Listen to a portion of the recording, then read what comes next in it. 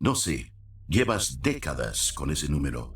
Pedro, Andrés, Santiago, Juan, Felipe, Bartolomé, Mateo, Tomás, Santiago de Alfeo, Tadeo, Simón el Celote, Judas Iscariote.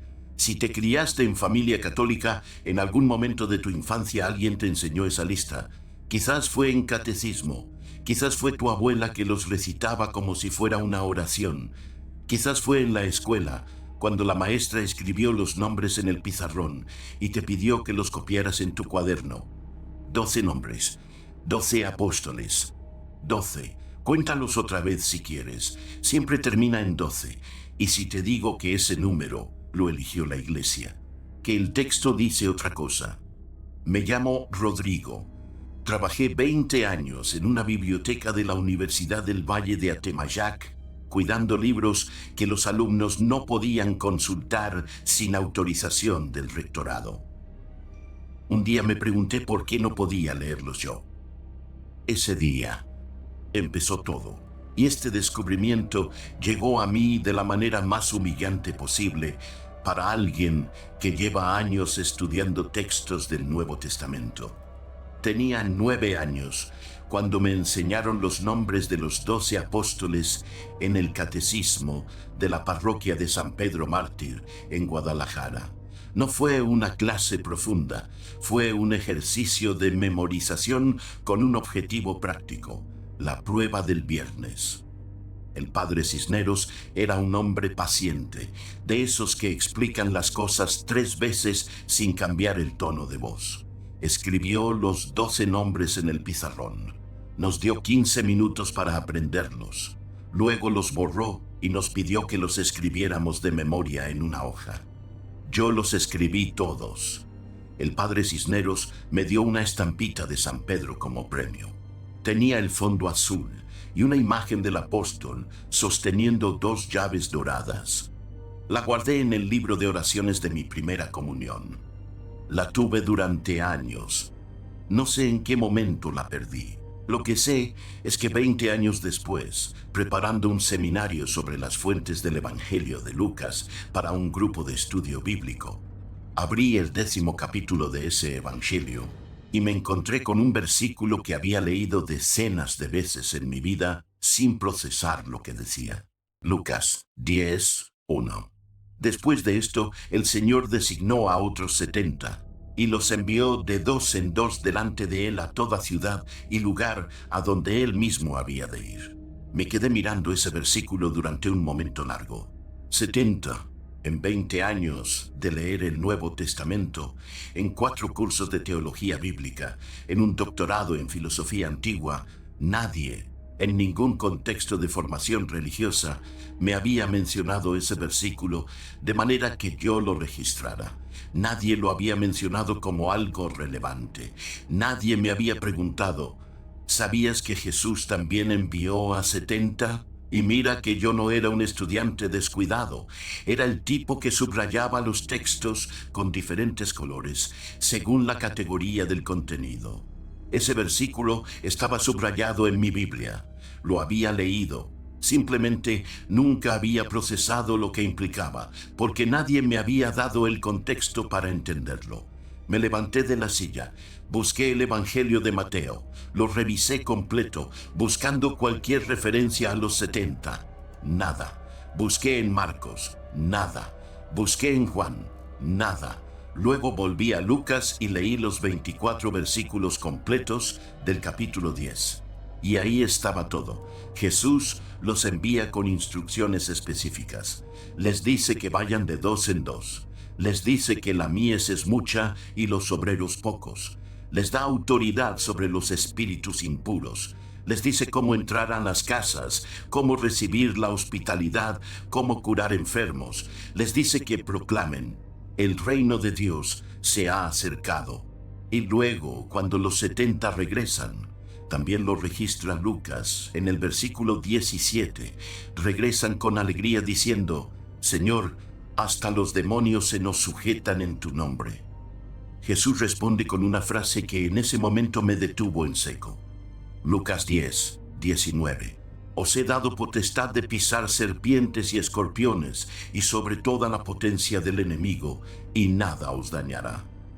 Ahí tuve que cerrar el libro y pensar, porque esa frase no es de menor autoridad que las palabras que Mateo registra en el capítulo 16, versículo 19, cuando Jesús le dice a Pedro: te daré las llaves del reino de los cielos. El verbo griego en los dos casos es el mismo, dedoka, he dado. Autoridad transferida de manera directa de Jesús a los receptores con la misma forma verbal en el mismo evangelio. Solo que a Pedro le hicieron una estampita con 2 llaves doradas. Y a los 70, en 2000 años de historia de la Iglesia, nadie les dio nombre. La primera pregunta que se hace cualquier historiador de textos cuando encuentra esto es la más obvia. ¿Por qué Lucas es el único de los 4 evangelistas que los menciona? No es una omisión accidental. Los 3 evangelios sinópticos, Mateo, Marcos y Lucas, comparten gran parte de su material. Se estudia su relación en términos de fuentes comunes, de texto que migró de un evangelio al otro. Cuando Mateo y Lucas coinciden en un pasaje que no está en Marcos, los especialistas lo atribuyen a una fuente común que llaman Q. Pero la misión de los 70 no está en Q. No está en ninguna de las fuentes compartidas entre los evangelios. Lucas la tiene. Los otros 3 no la tienen. No hay variante de Mateo que incluya a los 70 enviados con autoridad equivalente a los 12. No hay mención en Marcos. No hay referencia en Juan. Mateo, Marcos, Juan, los 3 callaron. Solo Lucas habló. Cuando los historiadores encuentran que 3 fuentes coinciden en no mencionar algo que una cuarta fuente sí menciona, hay 2 hipótesis posibles. La primera, Lucas tenía acceso a una tradición o documento que los otros 3 no conocían. La segunda, los otros 3 conocían esa tradición y eligieron no registrarla. Yo tardé años en decirme esto con claridad, porque la segunda hipótesis implica una incomodidad que la primera no implica. Si Lucas tenía una fuente que los demás no usaron, es un asunto de transmisión textual. El episodio de los 70 llegó a Lucas por un camino distinto y los otros 3 sencillamente no lo tuvieron. Pero si los otros 3 lo sabían y no lo registraron, entonces hay una razón para ese silencio. Y las razones para el silencio en los textos fundacionales del cristianismo no suelen ser literarias, suelen ser institucionales. Con los 12, la arquitectura narrativa del movimiento que siguió a Jesús se sostiene de manera coherente. 12 enviados, 12 testigos, 12 fuentes de autoridad apostólica. El número tiene resonancia simbólica en la tradición judía, las 12 tribus de Israel, y tiene manejabilidad institucional. Con 70 enviados, con la misma autoridad, documentados en el mismo texto, la arquitectura se complica. No porque el texto diga que son menos, sino porque son demasiados para que una institución que necesita centralizar la autoridad nos administre. Hay un detalle más en la distribución de los evangelios que me resultó llamativo cuando lo vi. Mateo fue escrito para una comunidad judeocristiana. La simbología de los 12 como representación de las 12 tribus era perfectamente comprensible para sus lectores. El número 12 cerraba el argumento. Marcos es el evangelio más breve, el más urgente, probablemente el más antiguo. Su foco no es la estructura institucional, sino la acción de Jesús. Y aún así, tampoco los menciona. Juan es el más teológico de los 4, el más centrado en la figura de Jesús como logos, como palabra divina. La misión de los 70 como dato histórico habría complicado su arquitectura. Solo Lucas los incluyó. Y Lucas era el evangelista que escribía para una audiencia griega, gentil, universal. El número 70, con toda su resonancia en Génesis 10, era para Lucas exactamente el símbolo correcto.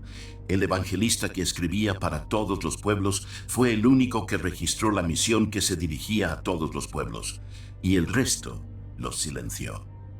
Eres tú el que está leyendo Lucas 10 por primera vez, no como ejercicio académico, como si lo encontraras hoy en el transporte, en la sala de espera de un médico, sin que nadie te hubiera dado antes un marco para interpretarlo.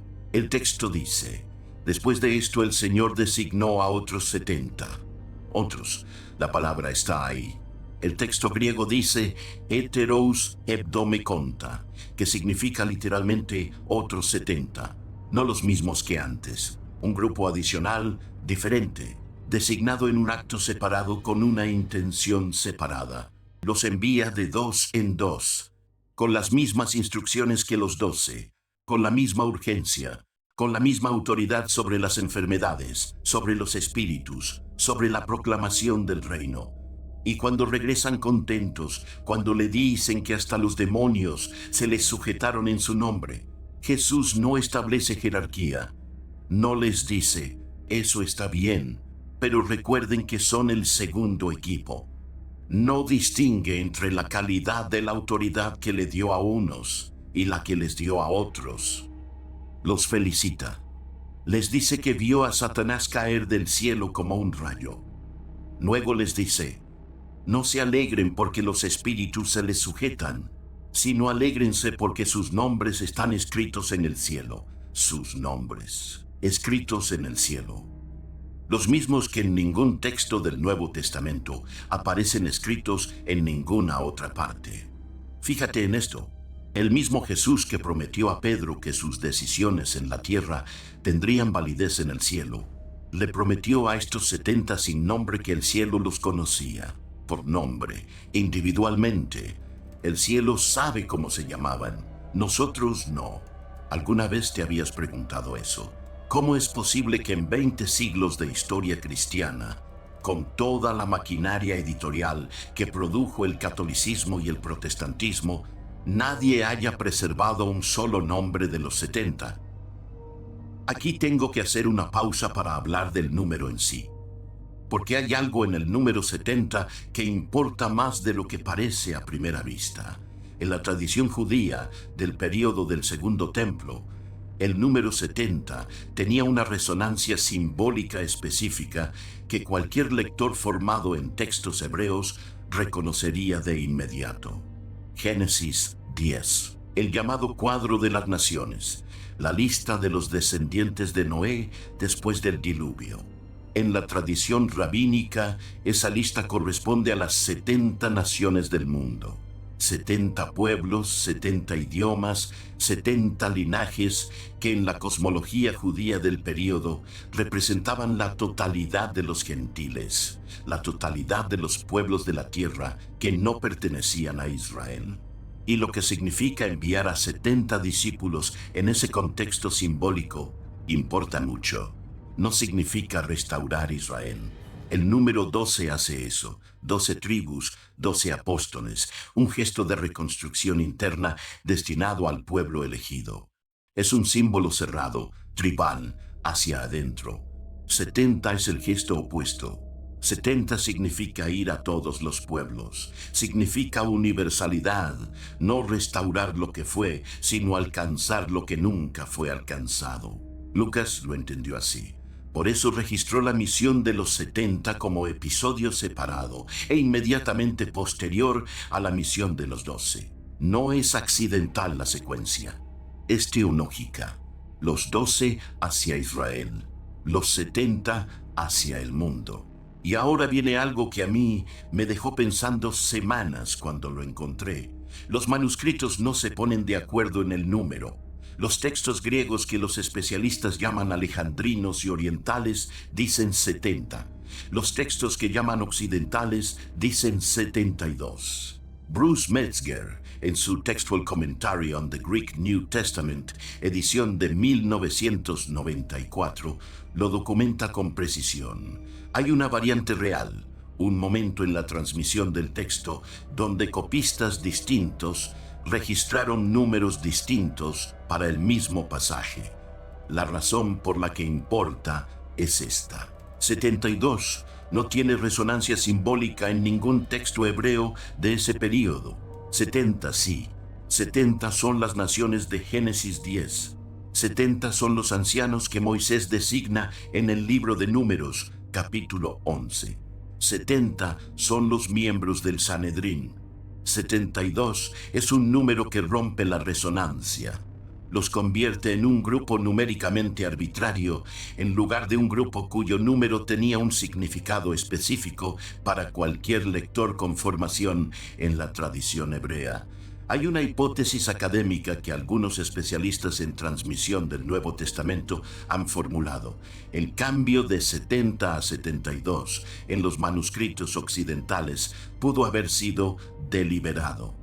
Un ajuste que oscurece la correspondencia con Génesis 10 no es certeza. Es hipótesis con evidencia textual documentada, y es exactamente el tipo de hipótesis que en el Catecismo del Padre Cisneros nunca llegó al pizarrón. Lo que me parece relevante no es si el cambio fue deliberado o accidental. Lo relevante es el efecto. Con 70, cualquier lector formado en la tradición judía habría visto inmediatamente la conexión con Génesis 10. Los 70 no son un grupo grande de ayudantes. Son la proclamación de que el mensaje no es para Israel solamente, es para todos. Con 72, esa conexión se rompe. Los 72 son simplemente un número grande, sin resonancia, sin teología incorporada en la cifra. Y lo que no me dejó dormir cuando lo vi es pensar en quién prefería que los enviados de Jesús fueran un grupo numeroso pero arbitrario, en lugar de un grupo cuyo número mismo proclamaba que esto es para todos los pueblos del mundo. Ahora imagínatelos, los 70, saliendo de dos en dos por los caminos de la Galilea del siglo I.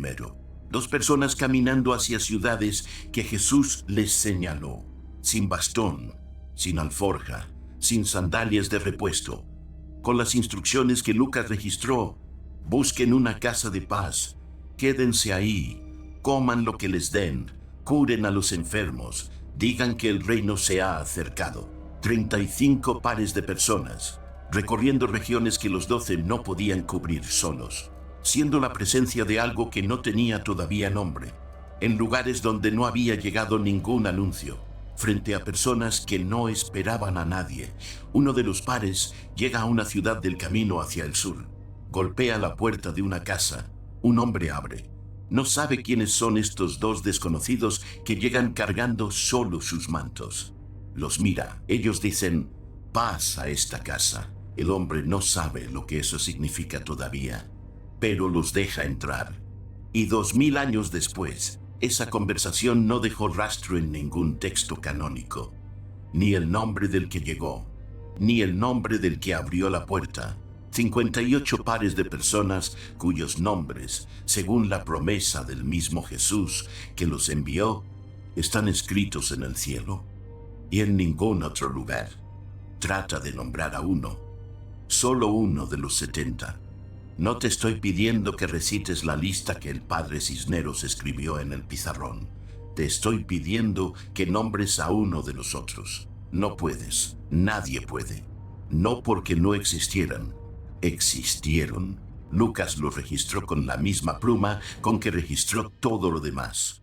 El mismo Jesús que envió a Pedro con las llaves del reino, los envió a ellos con la misma autoridad sobre serpientes y escorpiones y la potencia del enemigo. No puedes nombrar a uno porque nunca les dieron nombre. Y ahora viene la pregunta que tardé años en formularme con claridad, porque formularla implica aceptar que la respuesta es incómoda. No darles nombre fue un olvido, o fue una decisión. Los primeros copistas del siglo II, los editores que consolidaron el texto canónico en el siglo IV, los teólogos que en el siglo V y VI construyeron la arquitectura doctrinal de la sucesión apostólica. Todos leyeron Lucas 10. Todos tenían acceso a ese versículo. Todos sabían que existían los 70. Todos eligieron hablar de los 12. Un olvido es un descuido. Algo que se perdió porque nadie lo vio. Una decisión es un acto. Algo que no se incluyó porque alguien evaluó que no debía incluirse. Y el criterio para esa evaluación, en el caso de los 70, es tan visible que duele. Si los 70 tienen nombre, la sucesión apostólica no puede limitarse a 12 líneas. Si los 70 tienen nombre, hay 70 cadenas de autoridad apostólica directa que no necesitan pasar por Roma para ser legítimas. Si los 70 tienen nombre, la doctrina que justifica que un sacerdote pueda absolverte y tú no puedas absolverte a ti mismo se complica en su base. No los quemaron, no los borraron del texto. Lucas está ahí. Lucas 10:1 está en cada Biblia que se ha impreso desde el siglo IV hasta hoy.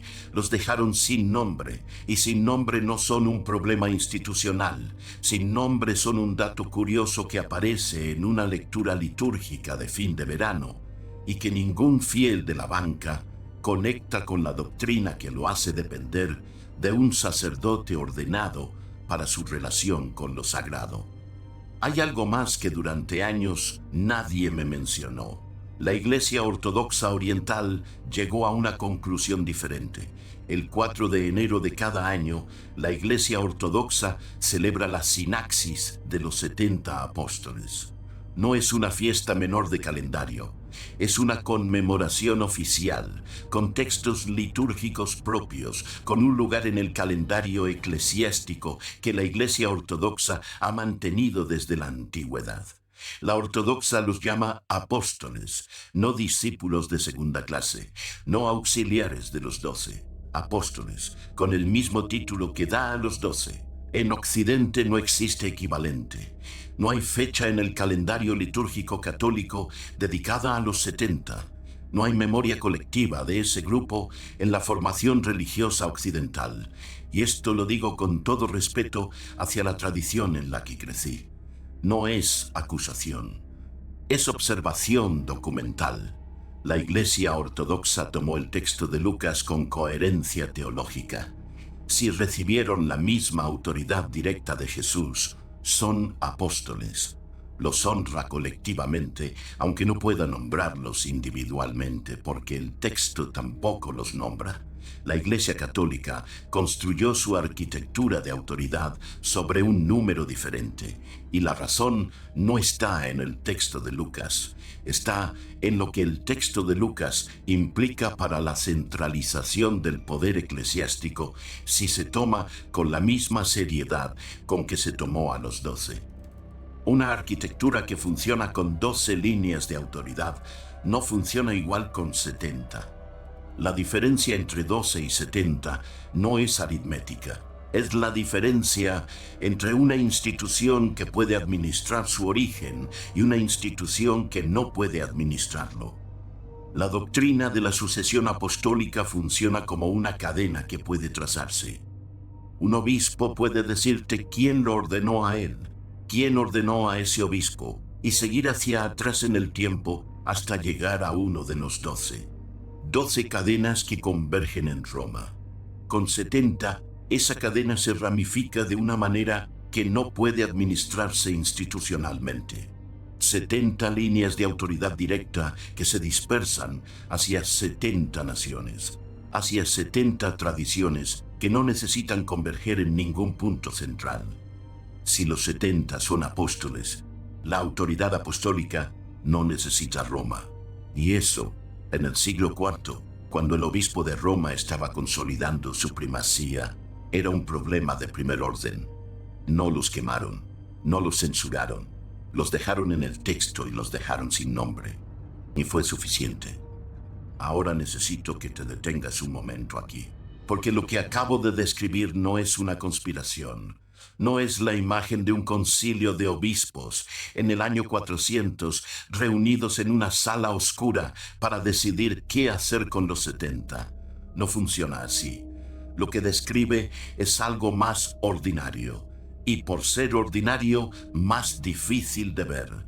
Cada generación de formadores religiosos enseñó lo que consideró importante. Los 12 apóstoles importaban porque la autoridad del sacerdote dependía de ellos. Los 70 eran una referencia de un solo evangelio sin implicaciones pastorales inmediatas. ¿Para qué enseñar algo que complica la arquitectura que sostiene todo lo demás? No fue malicia, fue selección. Y la selección, sostenida durante 20 siglos, produce el mismo resultado que el olvido deliberado. Un adulto que fue a catecismo, hizo la primera comunión, se confirmó, se casó por la iglesia y nunca, en ningún momento de su formación religiosa, escuchó hablar de los 70 como algo relevante. Ese adulto eres tú, esa persona era yo. Y lo más perturbador no es descubrirlo ahora, es preguntarse cuántas otras cosas hay en el mismo texto que pasaron por el mismo filtro durante 20 siglos. Hay un filósofo que, 350 años antes de que yo encontrara Lucas 10 con ojos de adulto, ya tenía formulada la pregunta correcta. Baruch de Spinoza publicó el Tractatus Theologico Politicus en el año 1670, sin nombre en la portada, porque Spinoza sabía perfectamente lo que les pasaba a quienes firmaban preguntas como las suyas. La comunidad judía de Ámsterdam lo había excomulgado a los 23 años con el texto de Jerem más violento que se conserva del período. Vivía en La Haya puliendo lentes para ganarse la vida. Murió a los 44 años, solo, sin haber pedido que lo readmitieran en ninguna institución. No era un hombre amargado, era un hombre preciso. Y en el Tractatus, específicamente en el capítulo 1 y en el capítulo 11, Spinoza propone una pregunta que en su simplicidad resulta devastadora para cualquier sistema de autoridad religiosa. La pregunta es esta: ¿quién gana institucionalmente si el texto dice lo que dice? No es una pregunta de escepticismo barato. Es la pregunta que cualquier historiador serio hace antes de evaluar por qué un documento llegó a nosotros en la forma en que llegó y no en otra. ¿Habrá alguien que ya se preguntó qué pasó con los otros 58 antes que nosotros?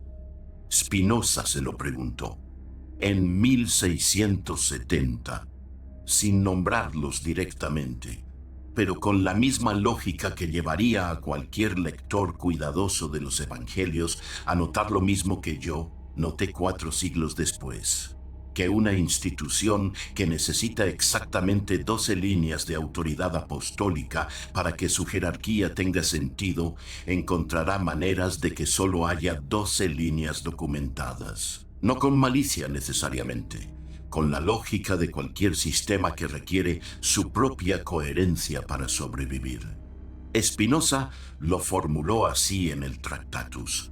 La autoridad de los apóstoles no derivaba de una cadena institucional, sino del conocimiento directo. Si eso es verdad para los 12, es igualmente verdad para los 70. Y si es igualmente verdad para los 70, la cadena apostólica que justifica la jerarquía eclesiástica no es una cadena, es una selección. Gana quien no los tiene cuando los 70 no tienen nombre. Gana la doctrina de la sucesión apostólica tal como se construyó en los siglos IV y V, con Roma como punto de convergencia de todas las líneas apostólicas.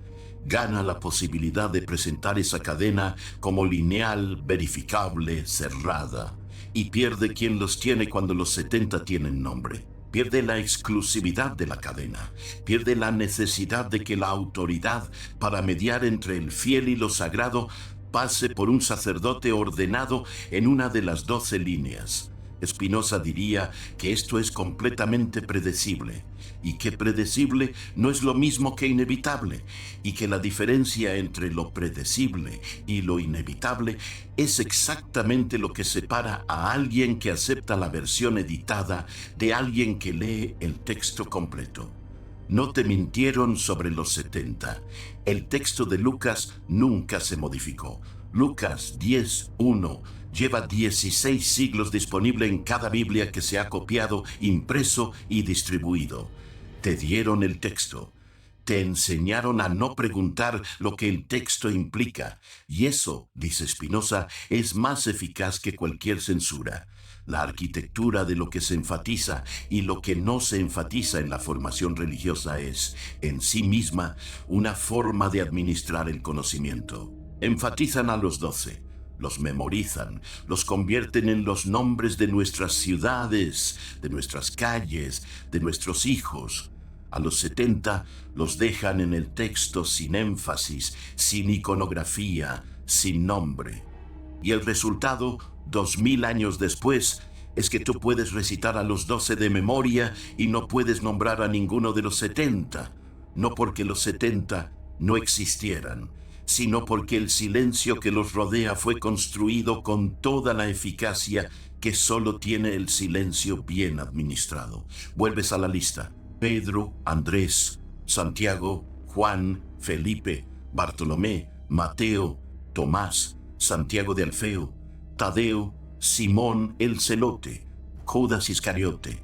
La misma lista que el padre Cisneros escribió en el pizarrón cuando yo tenía 9 años. Solo que ahora sabes lo que estaba justo después, en el mismo libro, en el capítulo siguiente, con la misma tinta, en el mismo Evangelio de Lucas.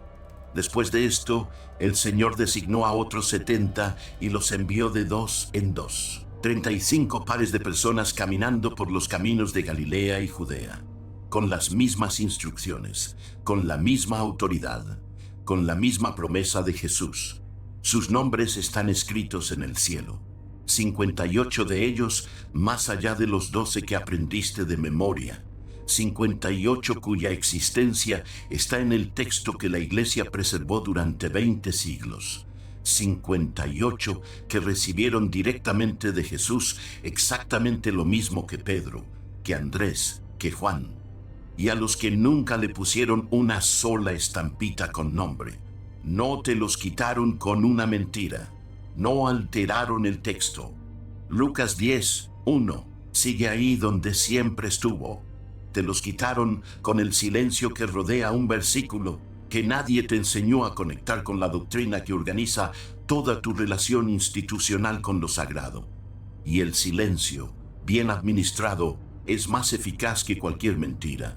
La lista del padre Cisneros terminaba en 12. Siempre termina en 12. El texto no termina en 12. Y alguna vez, cuando vuelvas a sentarte en una banca de iglesia o cuando tu hijo llegue del catecismo con una lista de nombres que memorizar, o cuando alguien te pregunte cuántos apóstoles eligió Jesús, recuerda esto. Los 12 son reales y los 70 también son reales. Los 12 recibieron la autoridad que Mateo registra en el capítulo 16. Los 70 recibieron la autoridad que Lucas registra en el capítulo 10. La misma forma verbal, el mismo acto de transferencia, el mismo Jesús que los envió a ambos. La diferencia no está en la Biblia. La diferencia está en lo que se enseñó durante 20 siglos y lo que se dejó en el texto sin énfasis, sin nombre, sin estampita. Yo tardé 20 años en procesar un versículo que había leído decenas de veces, no porque no pudiera leerlo, sino porque nadie me enseñó a preguntarme lo que implicaba. La pregunta que nunca te hiciste no era tuya, era la pregunta correcta. Y la distancia entre lo que te enseñaron y lo que el texto dice no se explica con un descuido de 2000 años. Se explica con lo mismo que Spinoza explicó en el año 1670 sin poner su nombre en la portada. Se explica con lo que cualquier institución hace cuando el texto que custodia contiene más de lo que su arquitectura de poder puede administrar cómodamente. Piénsalo esta noche.